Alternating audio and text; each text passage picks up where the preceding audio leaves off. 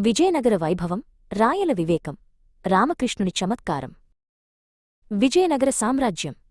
సూర్యోదయం వేళ హంపినగరం సువర్ణకాంతితో మెరిసిపోతోంది. తుంగభద్రానది, అలల గలగలలు, ఆలయగంటల నాదాలు కలిసి ఒక అద్భుత సంగీతాన్ని వినిపిస్తున్నాయి. ఆ గంభీరమైన రాజసౌధం అగ్రభాగాన నిలబడి తన సామ్రాజ్య వైభవాన్ని గర్వంగా చూస్తున్నారు చక్రవర్తి శ్రీకృష్ణదేవరాయలు. ఆయన కళ్లలో ఏదో ఆలోచన, రేపటి విజయనగరం గురించిన ఒక గొప్ప కల కనిపిస్తోంది. ఆయన భుజంపై ఉన్న రాజవస్త్రం గాలికి రెపరెపలాడుతోంది. రాయల అంతరంగిక మందిరంలో తాళపత్ర గ్రంథాల మధ్య గడుపుతున్నారు.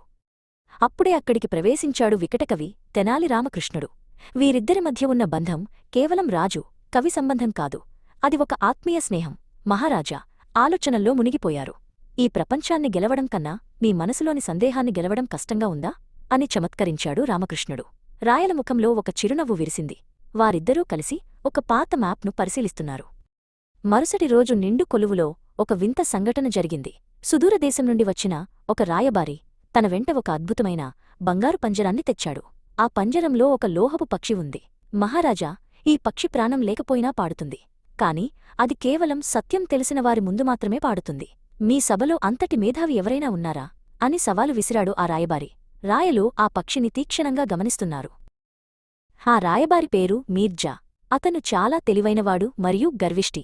పంజరాన్ని చూపిస్తూ, ఈ పక్షి పాడకపోతే మీ సామ్రాజ్యం మేధస్సులో వెనుకబడి ఉందని ఒప్పుకోవాలి అన్నాడు. సభలో ఉన్న పండితులందరూ నిశ్శబ్దంగా ఉండిపోయారు. ఆ లోహపు పక్షిని చూడగానే అది ఏదో మాయాజాలంలా అనిపించింది. మీర్జా తన గడ్డాన్ని నీవుకుంటూ గర్వంగా పంజరం వైపు చూపిస్తున్నాడు. సభలో నిశ్శబ్దం ఆవరించింది. రాయలు తన ప్రధానమంత్రి తిమ్మరుసు వైపు చూశారు. తిమ్మరుసు ముఖంలో ఆందోళన కనిపిస్తోంది. పండితులు ఒకరి ముఖమొకరు చూసుకుంటున్నారు. కాని ఎవరూ ముందుకు రావడంలేదు. ఆ పక్షిని ఎలా పాడించాలో ఎవరికీ అర్థం కావడంలేదు. రాయల కోపం నెమ్మదిగా పెరుగుతోంది. తన సభలో ఇంతమంది మేధావులు ఉండికూడా ఒక రాయబారి సవాలుకు సమాధానం చెప్పలేకపోతున్నారా అని ఆయన మనసులో మదనపడుతున్నారు.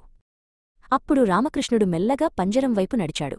అతను ఆ పక్షిని అన్ని కోణాల నుండి పరిశీలించాడు. పక్షి కళ్లలో ఉన్న చిన్న రాళ్లను, దాని రెక్కల అమరికను గమనించాడు. రామకృష్ణుడు ఏదో కనిపెట్టినట్టుగా అతని కళ్లలో మెరుపు మెరిసింది. పంజరం అడుగుభాగంలో ఉన్న ఒక చిన్న రంధ్రాన్ని అతను చూశాడు. అందరూ ఉత్కంఠగా రామకృష్ణుడినే చూస్తున్నారు. ఆ రాత్రి రాయలు మరియు రామకృష్ణుడు ఉద్యానవనంలో ఒంటరిగా నడుస్తున్నారు. రామకృష్ణ, ఆ పక్షి రహస్యం నీకు తెలిసిందా అని అడిగారు రాయలు. మహారాజా, అది మాయ కాదు, ఒక యంత్రం. గాలి పీడనం ద్వారా అది శబ్దం చేస్తుంది. కాని దానికి కావాల్సింది సత్యం కాదు, సరైన దిశలో వీచే గాలి అని వివరించాడు రామకృష్ణుడు. వెన్నెల వెలుగులో రాయల ముఖం ప్రశాంతంగా మారింది. మరుసటి రోజు సభలో రామకృష్ణుడు ఒక చిన్న అద్దాన్ని మరియు నీటిపాత్రను తెచ్చాడు. సూర్యరశ్మిని అద్దం ద్వారా పంజరం అడుగుభాగానికి ప్రతిబింబించేలా చేశాడు. ఉష్ణోగ్రత పెరగడంతో లోపల ఉన్న గాలి వ్యాకోచించి లోహపు పక్షి అద్భుతమైన రాగాన్ని ఆలపించడం మొదలుపెట్టింది. సభ మొత్తం ఆశ్చర్యంతో నిండిపోయింది. రాయబారి మీర్జా ముఖం తెల్లబోయింది. రామకృష్ణుడు నవ్వుతూ రాయబారివైపు చూశాడు. శ్రీకృష్ణదేవరాయలు ఆనందంతో సింహాసనం నుండి దిగివచ్చి రామకృష్ణుణ్ణి కౌగిలించుకున్నారు. రామకృష్ణ, నీ తెలివితేటలు విజయనగర గౌరవాన్ని కాపాడాయి. కేవలం మేధస్సుంటే సరిపోదు, దానిని సరైన సమయంలో ఉపయోగించే నేర్పు ఉండాలని నిరూపించావు అన్నారు. రాయబారి మీర్జా తన ఓటమిని అంగీకరించి రాయలకు తలవంచి నమస్కరించాడు. సూర్యాస్తమయం వేళ తుంగభద్రానది ఒడ్డున రాయలు నిలబడి ఉన్నారు. విజయనగర సామ్రాజ్యం ఎప్పటికీ విజ్ఞానానికి, కళలకు నిలయంగా ఉంటుందని ఆయనకు అర్థమైంది. రామకృష్ణుడు వంటి మేధావులు ఉన్నంతకాలం తన సామ్రాజ్యానికి ఎటువంటి ఢోకా లేదని ఆయన మనసులో అనుకున్నారు. ఆకాశం ఎరుపు రంగులో మెరిసిపోతుండగా విజయనగర వైభవం చరిత్రపుటల్లో నిలిచిపోయేలా కనిపిస్తోంది.